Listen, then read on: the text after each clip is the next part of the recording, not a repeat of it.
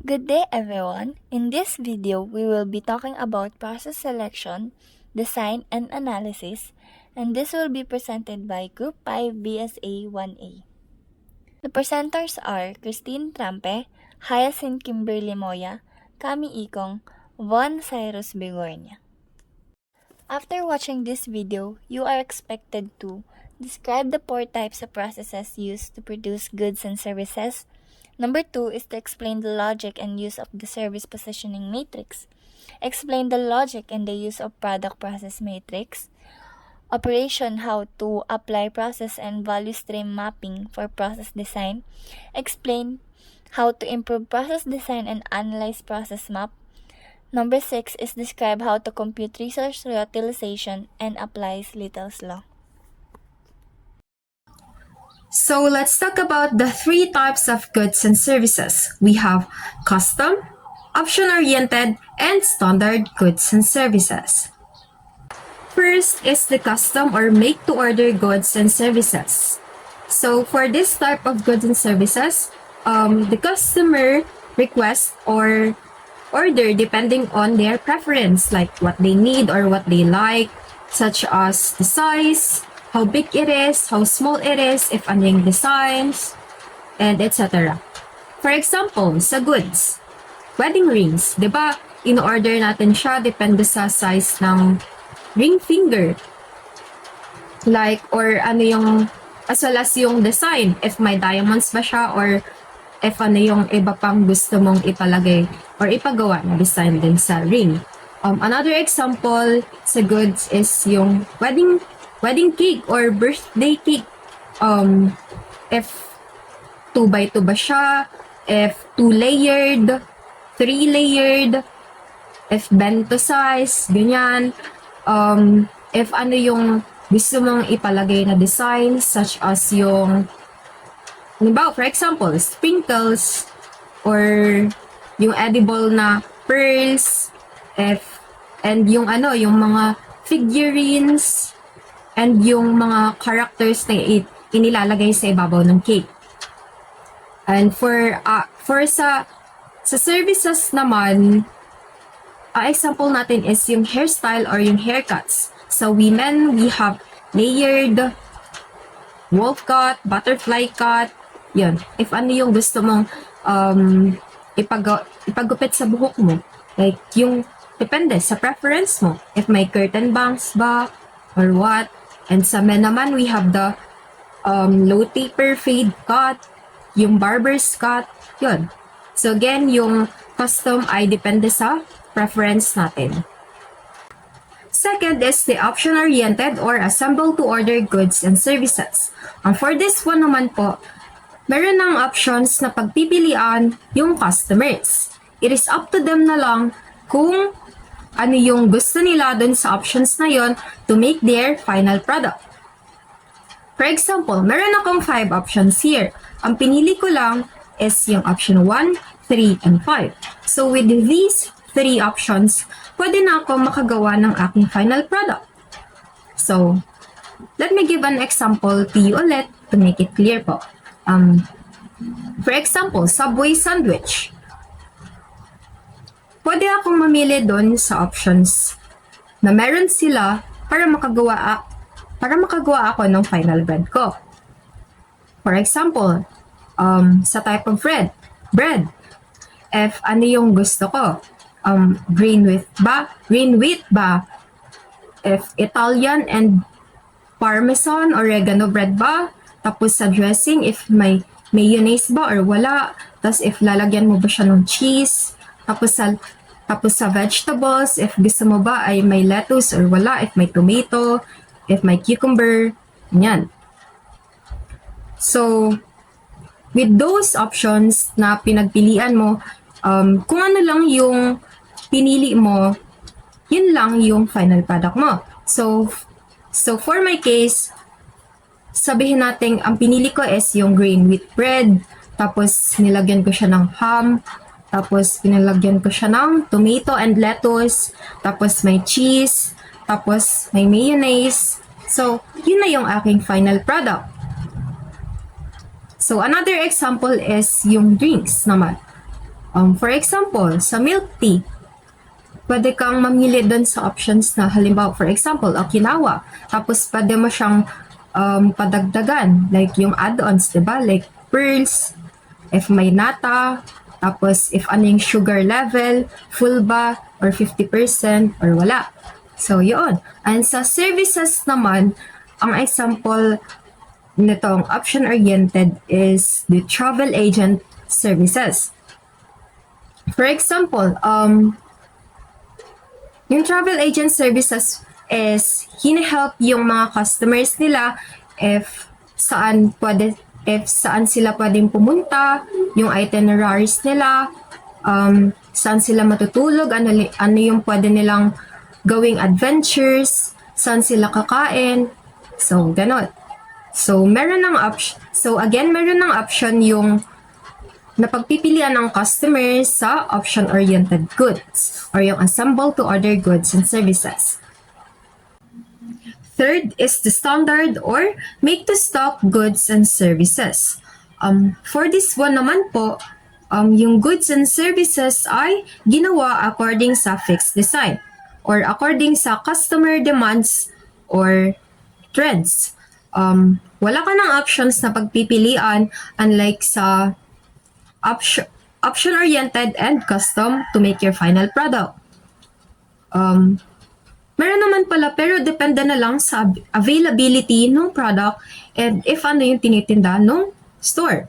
For example, sa appliances, refrigerators, pwede ka na lang mamili if ano yung available dun sa store na yun. If ano yung brand, like Samsung ba, if Panasonic ba, or if anong brand man yung available doon sa market. Sa laptops, if Lenovo ba, if HP, if Asus, if Acer, ganyan.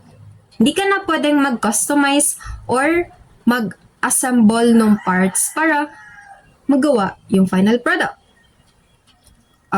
Another example is shoes, di ba? Pwede ka mamili if running shoes, if anong size, pero halimbawa, for example, size 37 ka, tapos wala ng stock yung napili mong shoes. Kaya, magre-resort ka na iba na lang yung bilhin. If 36 na lang ba yung kukunin mo or lilipat ka sa ibang brand na available. So, yun. Kumbaga, yung standard goods and services ay yung common na nakikita natin or ito yung mga tinitinda sa market and department stores. Let us now move on to the 4 types of processes, which are the projects, job shop processes, flow shop processes, and continuous flow processes. So first, we have projects. Ito po yung type ng process to produce goods or services na large scale, large area, or wide na yung scope. So, need po ng effort talaga since it consists of numerous smaller tasks to finish the goods or services on time and pasok lang sa budget. For example po, sa construction, sa pag-build ng bahay, magpapatayo ka lang ng bahay kung gaano kalaki, kung gaano kalawak, kung ano ang gusto mong design, depending lang sa budget mo. It consists of numerous smaller tasks. For example, syempre may gumagawa ng bedroom, ng living room, may naglalagay ng bubong para mabuo yung bahay. So, ito po yung type ng process ang usually na ginagamit sa custom type of goods or and services na na-discuss earlier. Job shop processes. Here naman po sa job shop, nagproproduce ito ng wide variety of goods and services, often in small quantities. Yung order ng customers ay generally processed in batches. Itong job shop ang usually po na ginagamit sa custom or option-oriented types of goods and services. For example, t-shirt printing shop. Pwede ka pong magpagawa sa kanila ng maramihan or yun nga in batches. And Another is yung paggawaan ng mga sash and tarpaulins. Next is flow shop. Kumbaga, meron na po silang fixed process sa paggawa. May sequence of activities na sila para ma-produce yung goods and services. Usually po, yung mga large volume, like large quantity or large size, such as appliances like refrigerators, as well as automobiles, or yung mga cars na primarily designed for passenger transportation. This type of process naman po is used especially kapag may specification doon sa car like sound system or yung design ng wheel ng car. Lastly is the continuous flow. Here naman po, nagproproduce ka ng exact product over and over again at high volume. You are not going to change anything. The process is fixed. So, you can simply press go button to produce the same product over and over again. For example, sa pag-produce po ng cars, walang color na babaguhin, walang specifications unlike sa flow shop na you can change some parts of it. Kung ano lang talaga yung pinoproduce nung machine, o yung pinoproduce na dati, yun lang talaga. For example, black pickup car. Another example naman po is yung automated car wash. Kung ano lang yung ginagawa niya is yun lang talaga. For example, di ba po, dun sa process ng automated car wash is papasok yung car, then sasabunin yung car, then iwa-wash. And wala nang iba pong idadagdag. From the word itself, continuous. Continuous lang po talaga yung process niya. Wala ka nang i-modify na anything. Now, let us discuss about product life cycle. So the product life cycle is the length of time that a product is available to the customers. It starts when a good or service is introduced to the market and ends when it is removed from the shelves. So at first, you are working on developing a new product, goods man yan or service man yan. Nag-iisip kayo ng bagong ila-launch to gain profit. If ano yung magandang i-launch na product or service according sa customer demands, according sa new trends, according sa needs and wants ng general public. So, and as time goes by, nagiging na siya ng profit, nasa peak na siya. And then, mag-iisip ka if paano siya mapapanatili sa market. If paano mo siya mapapanatili para mag-gain pa siya ng profit. Then in the end, it is being removed from the market or being replaced by a new, better product. Additionally, we have here 4 phases of traditional product life cycle: introduction, growth, maturity, and decline. So first is the introduction. During this stage po, dito pa lang nag-iisip if ano yung type ng product ang i-introduce or launch mo sa market. Ina-assess nyo if feasible or magagawa ba siya, if realistic ba, if ano yung design, if papaano gagawin yung product, then if nag-come up na kayo with the decision, then pwede na siyang i-release sa market. Then moreover, during this stage, syempre po yung profit is maliit pa lang kasi nga bago pa lang siya and kaunti pa lang yung bumibili or nakaka-try ng good or service. Then, meron ka pong dalawang price strategies na pwedeng gawin dito sa introduction phase. Either price skimming or price penetration. Then sa price skimming, mataas na po yung presyo ng product noong nilaunch mo siya sa market. And then, as time goes by, bumababa na ang price niya as the market grows. Then, kung ang skimming po is mataas noong una, dito naman sa price penetration is mababa sa una para makapture yung public. then unti-unting tataas as the market grows. Second is the growth. Dito naman po sa phase na ito, if yung product ay patuloy na nag-gain ng profit, papasok na siya sa growth stage, wherein yung revenue ng isang business is tumataas compare dun sa introduction phase na small lang yung profit mo. Since dito sa growth stage is nakikilala na siya sa market. Tumataas na yung number of customers resulting to increase of profit or revenue. Third is the maturity. At this phase, price undercutting is common po, which is yung pagbaba sa price compared sa other competitors. For example, sa ibang store, 75 yung price ng certain product. Tapos sa iyo, ibebenta mo lang siya ng 65 or 70 para maka-attract ng customers para mapanatili sa market yung product mo. Para ma-maintain yung profit at hindi bumaba.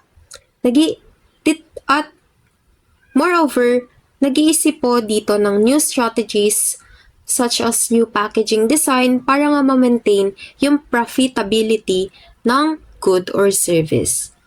Lastly, the decline stage. At this phase, if nag-fail ka po na ma-maintain yung profitability ng good or service, if nanalo yung competitors mo sa pag-strategize to maintain their product, or let's say, if merong mas pumatok na product sa general public, syempre po yung sales ng product mo is magde-decrease. Then, if hindi na siya nasolusyonan, here comes the time na mare-remove na siya sa market and papalitan ng better product. So, itong 4 phases po ng product life cycle is kumbaga parang buhay ng tao. Simula sa pinanganak ka, which is the introduction phase, then growth is, which is yung habang lumalaki ka, of course, then maturity is yung parang kumbaga gumagawa ka ng paraan to survive, grow, and improve more as an individual. May mga goals kang ina-achieve. Then, the decline is death. Remember, it is important to understand product life cycle because when goods and services change and mature, so must the processes and value chains that create and deliver them. So the product life cycle will help the marketing team to plan or decide regarding sa nilaunch nilang product sa market. If tataasan or bababaan ba nila yung price, if magproduce pa ba sila ng mas marami, or if gagawa sila ng new packaging, and etc.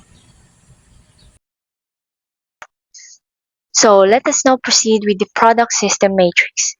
So this is a model that was proposed by two people, which is Hayes and Wheelwright. So isa itong model or tool that shows the company's choice of production process should match with the type of product they are making.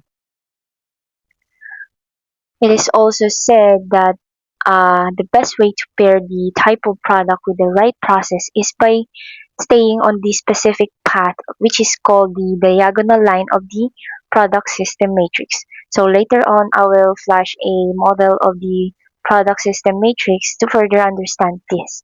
So a bit overview about it is as one moves down the diagonal line of the product system matrix, the focus on both processes and product shifts from low quantities and high flexibility into a more high quantities but in a more fixed and standardized way. Additionally, it is also said na kapag hindi nagmamatch yung type of processes with the type of product a company makes is nakaka-epekto ito sa paglago ng isang companies as well as nagkakaroon sila ng struggle sa pakikipag-compete sa other competitors. So here's the model of the product process matrix. So as we can see here on the left side, itong mga nakabullet is ito yung mga characteristics ng different type of processes. Each bullet outlines the traits related dun sa type ng process. Like for example, dito sa project, may kita natin na ang characteristics niya is one of a kind, large scale, and etc. Sa job shop naman, high setup time, batching, then etc. and so on. So, yung mga nasa right side is yan yung mga characteristics na nagpo-pertains dun sa types of processes na nakapaloob dyan sa mga below, which is yung project, job shop, flow shop, and continuous flow. So, dito sa horizontal part ng matrix is may makikita ka dyang demand, degree of customization, number or range of products, type of goods. For example, sa projects, makikita natin ang demand niya is low. Sa degree of customization, high. Number or range of products is low. And ang type of goods niya is custom or make to order. So, dito sa type of goods, may makikita tayo dyang tatlo. Custom or make to order, options, assemble to order, and standard make to stock. So, ang make to order is ito yung mga product na customized according to the customer's specific needs or preferences. Example niyan is yung customized suit or yung mga customized dresses. The second one is assemble to order. Ang assemble to order is ito yung mga product na pre-manufactured. So the second one is assemble to order. So, the product are pre-manufactured and when the customer is about to make the purchase, they often choose from a set of options like colors or features. So, common example is a laptop.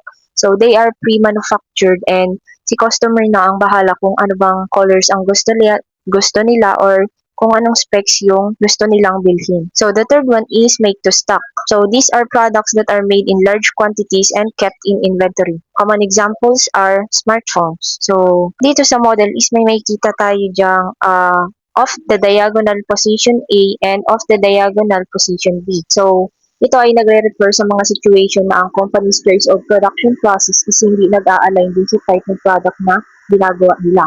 So, yung 4 types of processes kanina na discuss ni Ms. Hyacinth is parang mas pinasimplify lang siya dito sa model ng product system matrix. So, to further understand this topic or this product system matrix model, let's give a sample scenario. So, let's say a company manufactures product in high volume and low customizations. And yung process na ginagamit nila is flow shop. So, since high volume nga siya and low customization is nagmamatch yung types of process dun sa types of products na ginagamit nila. However, as time goes by, since high demand na yung product nila, is the customers are asking for a change. They're asking for more customizations. So, dumadami yung demands galing sa mga customers nila. So, the problem here is the company is still using the same production process, flow shop. So, as discussed earlier, flow shop is made for, or is a production process made for products that are high in volume and low in customizations. So, but the company, they added more of a variety of products that has lower volumes or demands and high customizations. Products na may high customizations. So, here's a question. Do you think that the company made the right choice by keeping the flow shop as their production process, which is meant for high volume and low customization products, when their product had become even more customized? So, how do you think this will affect their business, their company? Let's take a look at the matrix again. Company moves into an off-diagonal position A on the matrix. So, based from the sample scenario, the company moves into an off-diagonal position A on the matrix. Why? Because there's a mismatch between the type of production process they use, which is the flow shop, dun sa bagong characteristics ng product nila, which is high volume and low customization. So, yung first scenario is ini-emphasize nito na mahalaga yung pagpili natin ng tamang production process dun sa type ng product na ginagawa natin. To further understand the product system matrix is meron pa tayong isang scenario. Ito naman ay about kay Rolls-Royce. So, Rolls-Royce produces automobiles that are highly customized. and produced in low volumes, and each car takes around 900 hours of labor. But instead na gumamit sila ng flow shop, which is yung standard na ginagamit ng mga businesses tulad niya, is ang ginamit nila is job shop, and the process is slower and more flexible and handles customization better than flow shop. So in this scenario, Rolls-Royce is purposely positioning itself off the diagonal of the matrix. They didn't follow the usual process of making cars, which is using the flow shop production process, but instead they used the process that was meant for more customization, which is the job shop. So the two scenarios that I have given emphasizes different points. So sa first scenario, this illustrates what happens to a company when it accidentally moves to an off-diagonal position. So sa scenario number 2 naman po is ini-illustrate nito kung ano ang nangyayari sa isang company kapag they are purposely positioning themselves off diagonal of the matrix. So, based dun sa PPT na ginawa namin, so, meron tayong tinatawag na positioning strategy, which basically means a businesses or business purposely throwing themselves off the diagonal of the matrix. So, na-emphasize na to kanina sa second example, which is yung kay Rolls-Royce. So, yun. Meron din tayong tinatawag na off-diagonal positioning strategy. So, para din siyang positioning strategies actually. So, additional information about the product system matrix is si Becton Dickinson. So, si Becton Dickinson is isa siyang leading producer of needle devices for the medical industry. So, Becton Dickinson's a company uses a production system that make it easier to modify a product by altering or adding sub-assembly. Manufacturing or production process nila is somewhat off the diagonal of the product system matrix. So they're producing multiple products in high volumes or in more or less continuous flow pattern. So let us now proceed with the service positioning matrix. So ang service positioning matrix this is more focused on the service encounter level.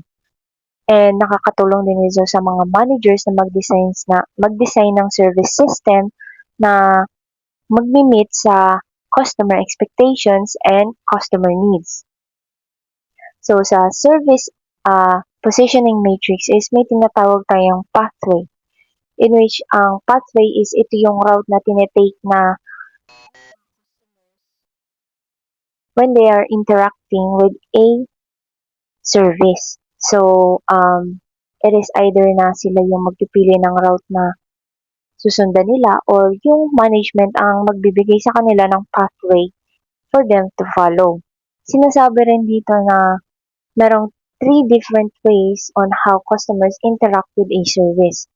The first one is physical, the second one is procedural, and the third one is mental or visual. So let us first understand what is physical pathway.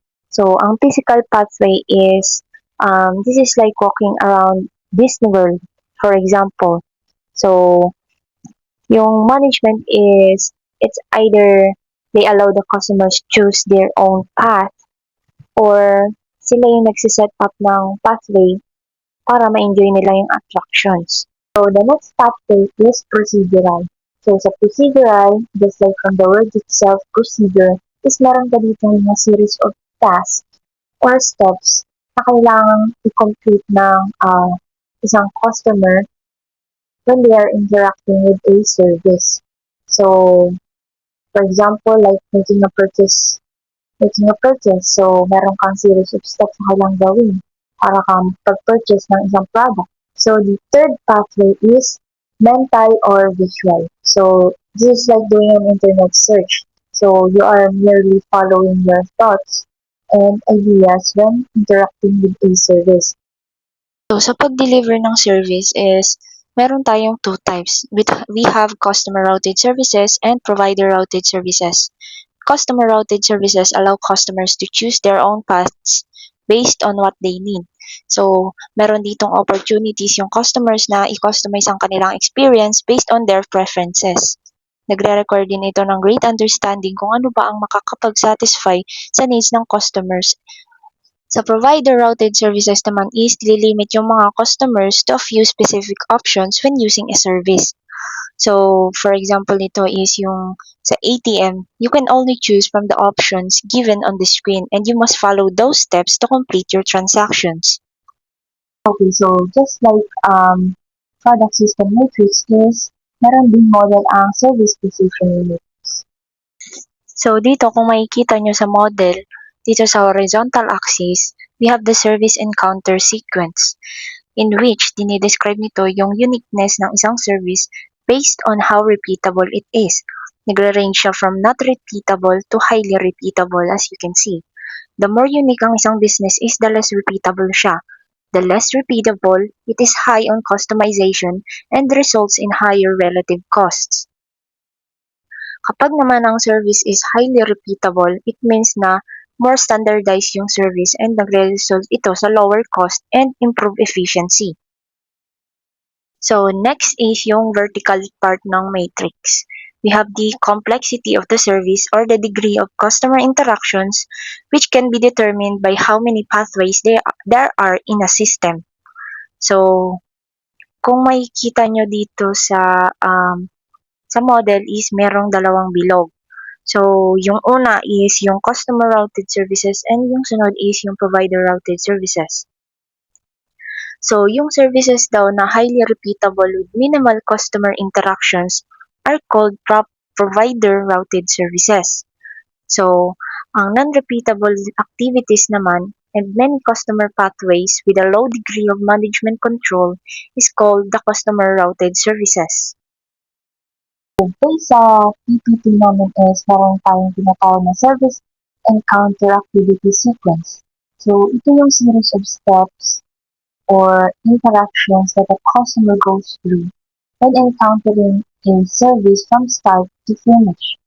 So, naka-include dito lahat ng kailangan para ma-meet ang customer needs and to ensure that the service is delivered effectively. So, it is also said that it depends on two things.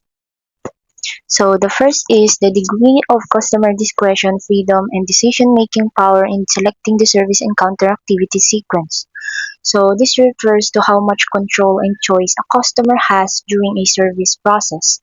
So, sinasabi rin nito na yung mga customer is may mga opportunity na mag-design and maggawa ng decisions about how they want the service to be delivered. So, the second one is the degree of repeatability of service encounter activity sequence. So, ang service encounter repeatability refers to how often customers repeat the same service experience. It is similar to measuring how many products a company makes. So, base module, ang service positioning matrix is highly similar sa product system matrix. Ang service positioning matrix is nakakatulong siya sa mga business owners na mag-design ng service system based sa needs and wants ng mga customers during their experience. So, it shows that when businesses align their service design with what customers expect and want, they perform better. So, staying on a specific path, the matrix helps ensure a better service experience. So now let's proceed to the other topic that we will discuss in this video. So let's go on with process design. So let's define process design as a sequence of operation or events, since it shows how activities are done and when it should be done. It has a significant value on the cost, since the activities that is shown in the process design will show us the expenses incurred in creating an output, and also on the flexibility of how an operation responds to the changes that needed to be modified, and it also has an impact on the quality of the output. So overall, the process design will help us define how an operation started and how it ends. Let me read you the goal of process and design. to create the right combination of equipment, labor, software, work methods, and environment to produce and deliver goods and services that will satisfy both internal and external customer requirements. So, another is we have three use of process design. The first one is it is a technique used by businesses to comprehend organizational procedures and find methods to make improvements. And that is understanding the process and finding new ways to make improvements in the operation. Second is it applies if the company wants to start a new services or product. If a company wants to start a new business offering product or services, they must understand what is the process they have to deal with in order to attain the output. And the process design will help us organize the tasks and activities that is needed. And number three, it also clarifies company services and products, which helps you develop business value. Business value is the estimated well-being and health of a business by means of measures. It gives you a better understanding of your company's service since process design shows the process and what they do and the things that is involved in the process that will help you develop business value. Now let's go on with work at four hierarchical levels, which are task, activity, process, and value chain. First is task, which is a specific unit of work required to create an output. An example of this is inserting a circuit board into an iPad or typing an address in an invoice. Second is activity, which is a group of tasks needed to create and deliver an intermediate or final output. An example of this is creating an iPad, and we include all the necessary process to create that output. And number three is process, which is a series of steps and decisions involved in the way work is completed. An example of this is manufacturing an iPad or fulfilling a customer's order. Last is the value chain, which is the full life cycle of a product or process, including material sourcing, production, consumption, disposal, and recycling process, and even customer support. So let's explain this into the value chain of an iPad, which is we will acquire the materials and components that is needed, and also the manufacturing and assembling of the materials that we have gathered, and also the distribution, the retail sales, and the face-to-face and web-based customer support. And those are the four hierarchical levels of work: task, activity, process, and value chain. So in the process and value stream mapping, we must consider two questions. The first one is what is the process intended to accomplish, or what the process aimed to achieve. Second is what are the critical customer and organizational requirements that must be achieved. So let's proceed with the other topics into further have a deeper understanding about the process design. So let's go on with process and value stream mapping. Number one is to define the purpose and objective of the process. Alamin ko ano yung purpose and yung objective na nais nating ma-achieve. Number two is to create a detailed process or value stream map that describe how the process is currently performed. Current state map or baseline map. This step can be skipped if we are designing entirely a new product. So, sa paggawa ng current state map, dapat ang ma-reflect po dito is yung current process na nakakandak. Number 3 is to evaluate the alternative process design. That is, create process or value stream maps, sometimes called future state maps, that describe how the process can be best achieve customer and organizational objective. Have options or alternative processes by means of creating number of value stream maps.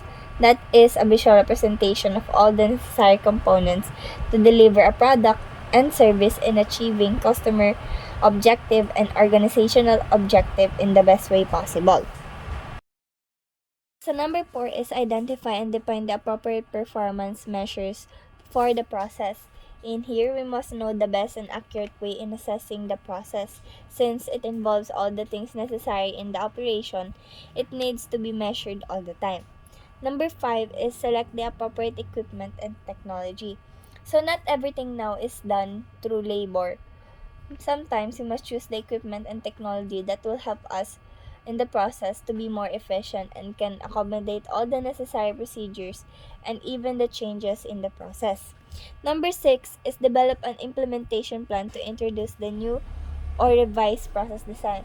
So, hindi mo pwedeng sabihin, yes, this is the change that we need sa plan. So, kailangan na i-conduct na natin to agad. So, we must come up with an implementation plan. So, every people that is part of that operation will have a better understanding of how the process is designed to be done so they can follow it accurately and also how the process is planned. So that is the process and value stream mapping. In this part of our presentation, you may express your own opinion whether this situation is right or wrong. But first, let us read and analyze it. Still waiting for your luggage. Since 2010, we have put a guarantee behind our baggage delivery. If your bags are not at the baggage claim within 20 minutes of your plane's arrival at the gate, we'll offer you a $25 discount code for use on a future Alaska Airline flight or a 2,500 Alaska Airline mileage plan bonus miles. So in here, you can express your own opinion based on what we have tackled. If the company's strategy of compensating the customer is right or wrong. Again, based on what we have tackled. You can answer that in your own mind and analyze it. So now let's proceed with process map known as flowchart. This describes the sequence of all the process activities and tasks necessary to create and deliver a desired output or outcome. So dito makikita natin yung pagkasunod-sunod ng mga bagay na ginagawa para magkaroon ng output at magkaroon ng service na i-deliver sa ating mga customer. It documents how work either is or should be accomplished and how the transformation process creates value. We usually first develop a baseline map, which is na-mention ko kanina na ang baseline map ay nagpapakita ng current process na kinakandak ng operation in order to understand it and identify improvements for redesign. We also have process boundary. It is the beginning or end of a process, and process map helps to delineate the boundaries of a process, making it easier to obtain senior management support, assign process ownership to individuals or teams, identify key interfaces with internal customers, and identify where performance measure should be taken. So, in simple terms, boundaries dictates what the process begins and how it ends. Also, knowing what are the things that is needed to be included in the process and also what is not needed. In the service application flowchart generally highlights the points of contacts with the customer and are often called service blueprints or service map. In the service application, ito yung any application na nagpro-provide ng specific service or function sa users. Ang i-highlight doon sa flowchart yung points of contact with the customer and tinatawag po itong service blueprints or service map in customer perspective. Let's tackle here the Exhibit 7.4, the hierarchy of work and cascading flowchart for antacid tablets. So let's reflect yung mga nauna nating na topic, which is yung 4 levels of hierarchy of work. And makikita natin dito sa pag-produce ng antacid tablets yung mga specific unit of work na ginagawa nila, yung mga pinagsama-samang activities para makaproduce ng antacid tablets, yung process na kailangan nila pagdaanan para makaproduce ng antacid tablets, and also yung mga bagay na ginagawa nila para ma-ensure yung na masasatisfy yung standard na hinahangad ng customer, and also yung value chain ng antacid tablets. Makikita natin na yung value chain, production process, yung mixing workstation, and yung flavoring and testing control has its own process. May iba't iba silang mga ginagawa within that line. But, kada isa nito is connected with each other. Yung flavoring and testing control, papasok siya sa mixing and workstation. Yung mixing and workstation naman, papasok naman siya sa production process, and the production process will go under the value chain. So as we can see, the components are connected with each other, and this flowchart explains how antacid tablets are produced. Now, let's talk about value-added activities and non-value-added activities, which is na-mention ko kanina sa process boundary. But first, let us talk about non-value-added activities, which refers to activities within a company or supply chain that do not directly contribute to satisfying end consumers' requirements. In simple terms, ito yung mga bagay na hindi naman binayaran ng customer. Ito yung mga bagay na hindi nila ina-avail. Next is value-added activities. Any activities that increase the worth of a product or service.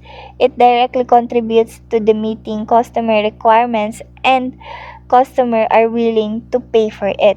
In simple terms, ito yung mga bagay na binabayaran ng mga customer. Ito yung mga gusto nilang i-avail. Ito yung mga activities na mas makakapag add up sa value ng product na ino-offer natin sa kanila. And nakikita ito sa value stream mapping, which refers to all value-added activities involved in designing, producing, and delivering goods and services to customer. It highlights value activities versus non-added activities. So that is value stream mapping and non-value added activities and value added activities.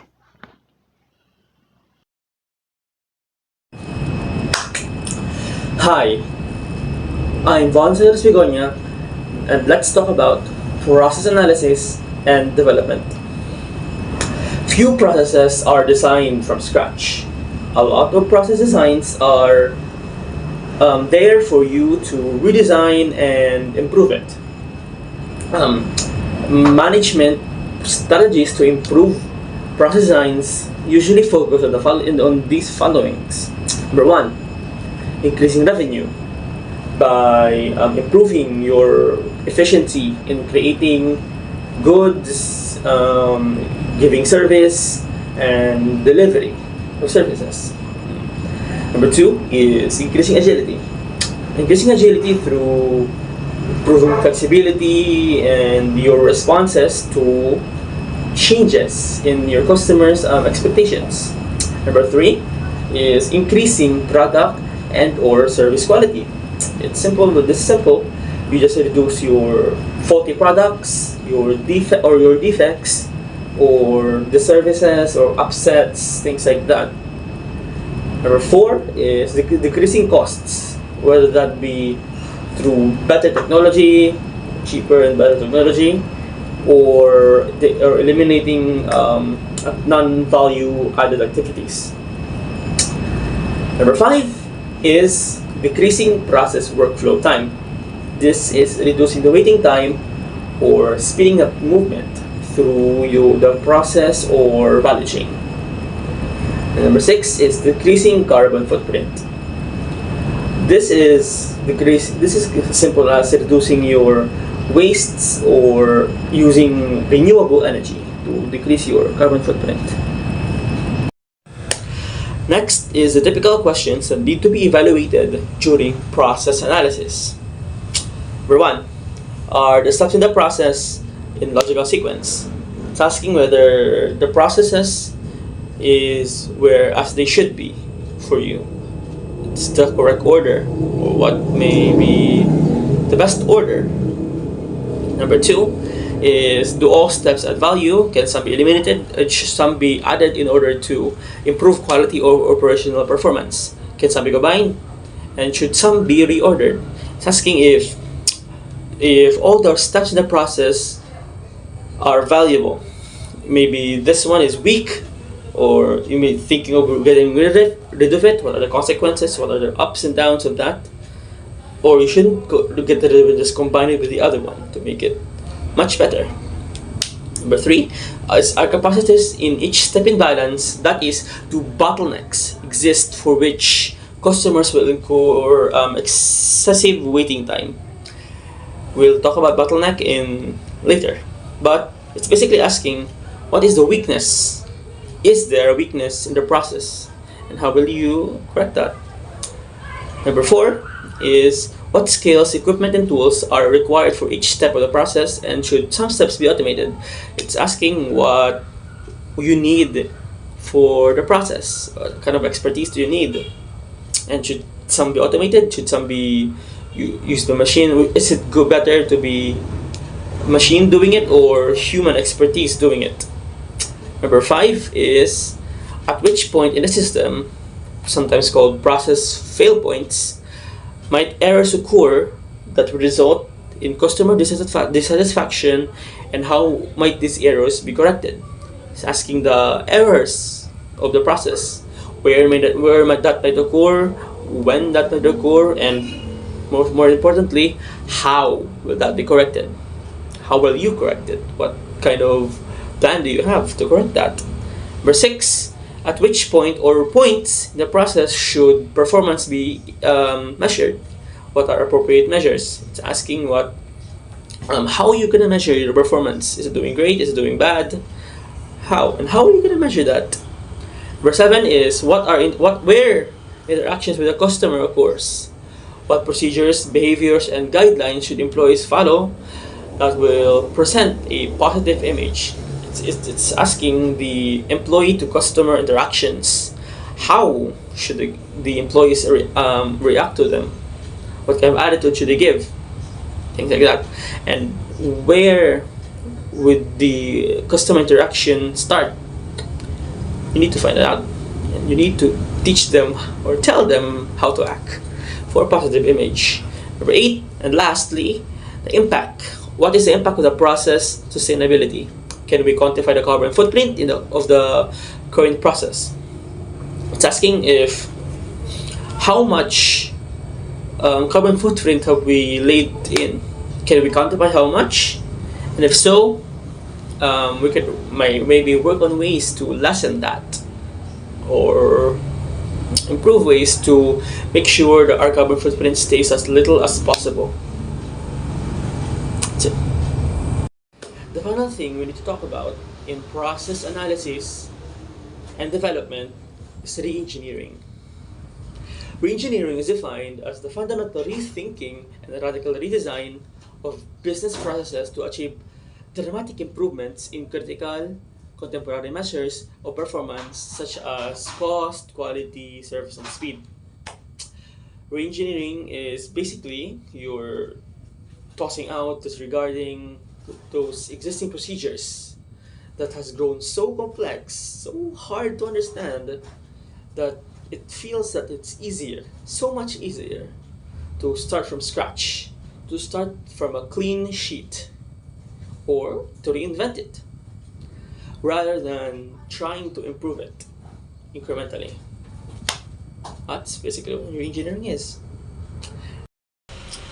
Now let us move on to our next topic, which is process design and process utilization. Utilization is the fraction of time a workstation or individual is busy over the long run. Keep in mind that it is difficult to achieve over 100% utilization. And utilization has two ways to get to computing. The first way is utilization, denoted by U, is equal resources used over resources available. The other way of computing is utilization is equal to demand rate over service rate multiplied by number of servers.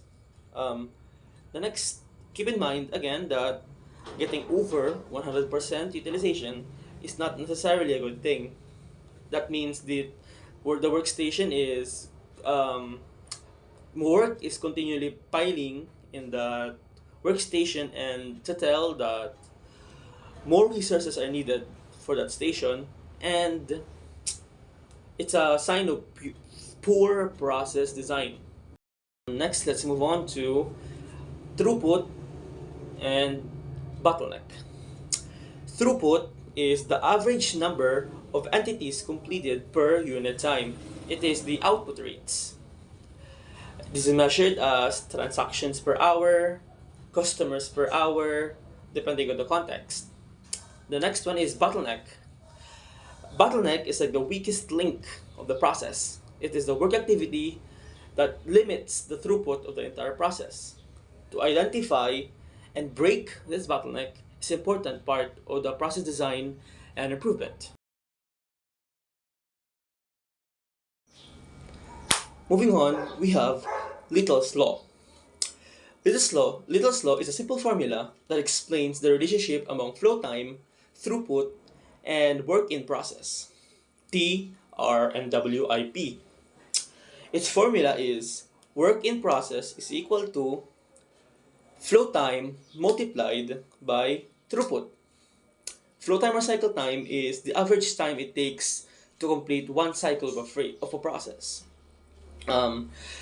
Little's law, it provides a simple way of evaluating average process performance.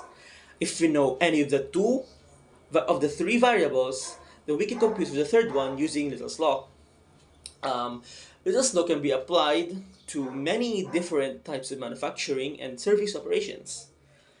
It is important to remember that Little's law is based on the simple average for all variables, and it should be treated as the baseline rather than a total plan or a foolproof plan, as it does not account to any randomness or errors in the other areas of the process. Thank you. That'll be all for me. Thank you. Again, I thank you for listening to our video presentation, and I hope you learned a lot. This has been Lesson 5, Process Selection, Design, and Analysis, presented by Christine Trampe, Kami Ikong, Hyacinth Moya, and me, Von Cyrus Bigornia. Feel free to reach out to us for questions and clarifications. This has been Group 5, signing out.